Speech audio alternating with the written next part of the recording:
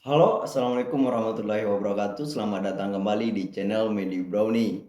Terima kasih untuk teman-teman semua yang sudah menantikan video terbaru, updatean terbaru dari channel Medi Brownie. Saya ucapkan ribuan terima kasih ya.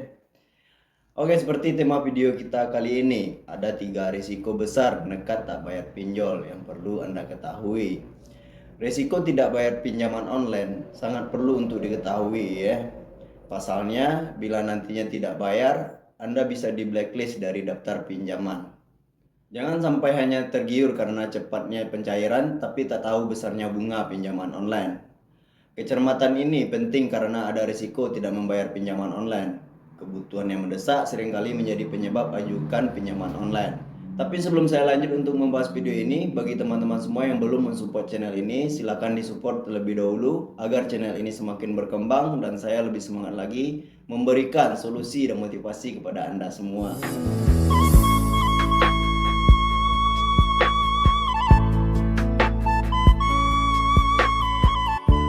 Oke, terima kasih untuk teman-teman semua yang sudah mensupport channel ini. Semoga teman-teman semua selalu berada dalam keadaan sehat serta dilancarkan rezekinya agar dipermudah untuk membayar cicilannya. Amin ya.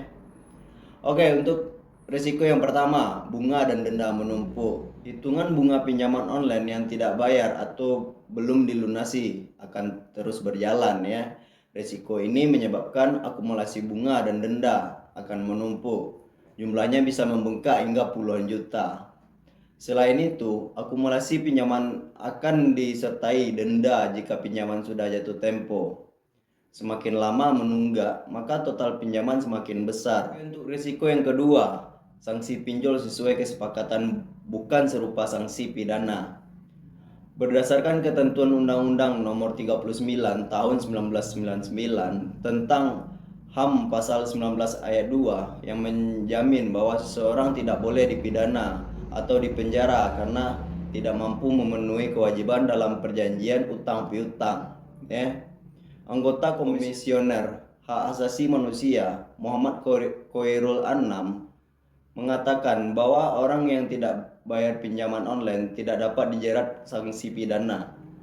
Meskipun demikian, peminjam tidak boleh mengingkari kewajiban untuk membayar utang karena proses pelunasan tetap dilakukan sesuai kesepakatan antara kedua pihak ya.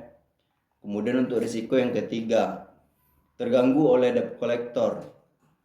Biasanya jika peminjam tidak kunjung bayar cicilan, pihak penyedia pinjaman menugaskan debt collector untuk melakukan penagihan di berbagai tempat, seperti di rumah, kantor, atau lokasi usaha peminjam dana ya. Sehingga Anda tidak bisa leluasa dalam beraktivitas karena senantiasa diikuti oleh debt collector. Apakah yang harus dilakukan apabila mengalami gagal bayar pinjol alias gagal bayar tagihan cicilan di pinjaman online? Ketahui solusi dan risiko yang akan dihadapi apabila nasabah menunggak dan tidak membayar kredit berikut ini. Mengutip laman OJK, fintech lending atau peer-to-peer lending, pinjaman online adalah penyelenggara layanan jasa keuangan untuk mempertemukan pemberi, peminjam atau lender dengan penerima pinjaman atau dalam rangka melakukan perjanjian pinjaman peminjam dalam mata uang rupiah secara langsung melalui sistem elektronik. Gagal bayar seringkali terjadi saat kita akan membayar tagihan kredit, apalagi dengan keadaan seperti sulitnya perekonomian saat ini ya, yang tak kunjung usai. Gagal bayar atau gagal buy menjadi salah satu risiko terbesar ketika peminjam dana melalui pinjol. Selain ketidakmampuan melunasi pinjaman, performa debitur akan menjadi buruk sehingga ada kemungkinan masuk ke daftar hitam dan sulit untuk mengajukan pinjaman di kemudian hari ya. Menurut Tongam L. Tobing, Ketua Satgas Waspada Investasi, Otoritas Jasa Keuangan atau OJK, berikut solusi yang bisa dilakukan untuk mengatasi gagal bayar yang dilansir dari situs resmi ajaib.co.id. Yang pertama, restrukturisasi pinjaman.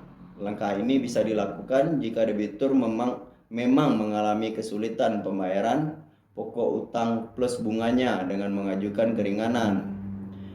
Pihak penyedia jasa pinjol dapat melakukan restrukturisasi kredit dengan cara yang pertama mengurangi tunggakan bunga pinjaman, yang kedua mengurangi tunggakan pokok utang, Kemudian yang ketiga, menambah fasilitas pinjaman. Yang keempat, mengonversi pinjaman menjadi penyertaan modal sementara.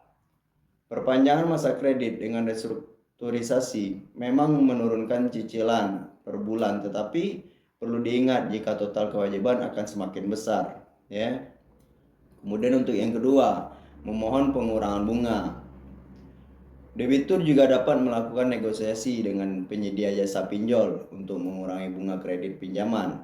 Bunga kredit pinjaman yang mengecil dapat mengurangi jumlah pinjaman dan bunganya sehingga lebih memungkinkan dan meringankan Anda untuk melunasinya. Kemudian untuk yang ketiga, melapor ke instansi terkait. Kemudian tidak dapat dipungkiri setiap utang yang tidak segera dibayar pasti ada konsekuensinya. Salah satunya ialah terjadinya penagihan yang tidak menyenangkan seperti mendapatkan teroran, intimidasi, serta pelecehan, ya.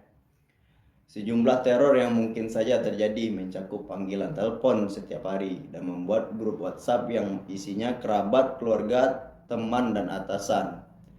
Teroran-teroran yang lain bisa berupa menyebarkan foto berbau pornografi ke ponsel Anda, intimidasi lewat pesan singkat, hingga kalimat caci maki yang melecehkan.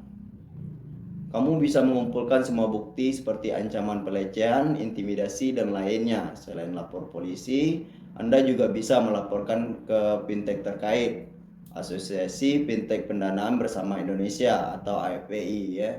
Pinjaman online akan terus meneror sampai nasabah melakukan pembayaran tagihan dalam rentang waktu 1 minggu, 2 minggu, bahkan bisa berbulan-bulan. Maka dari itu Anda harus membayarkan tagihan tepat pada tanggalnya, ya. Pinjol akan melancarkan aksi terornya ketika Anda akan mendekati masa tenggang. Durasinya tergantung seberapa Anda bisa melunasi cicilan sampai tenggat waktu yang telah ditentukan, ya. Kemudian setelah itu, risiko apa yang akan Anda dapatkan jika Anda telat bayar atau gagal bayar? Yang pertama, teror lewat media komunikasi. Hal pertama dan utama apabila kamu telat membayar tagihan adalah kamu akan diteror melalui aplikasi komunikasi seperti melalui pesan, panggilan telepon, WhatsApp, bahkan melalui email. Mereka akan terus menghubungi sampai Anda membayar sejumlah tagihan sesuai dengan nominalnya, ya. Kemudian untuk yang kedua, debt collector akan datang ke rumah. Sebenarnya, debt collector datang ke rumah untuk melakukan konfirmasi kenapa Anda sampai telat bayar.